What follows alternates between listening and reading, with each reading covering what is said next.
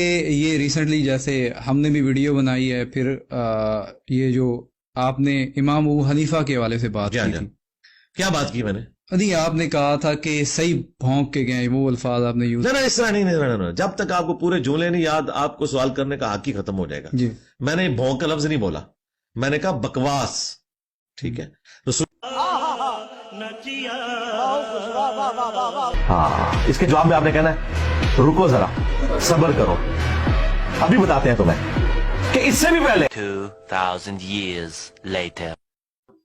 ہاں ملا علی قاری نے باقاعدہ دفاع کی ہے کہ ہمارا امام صحیح بھونک کے گیا تھا.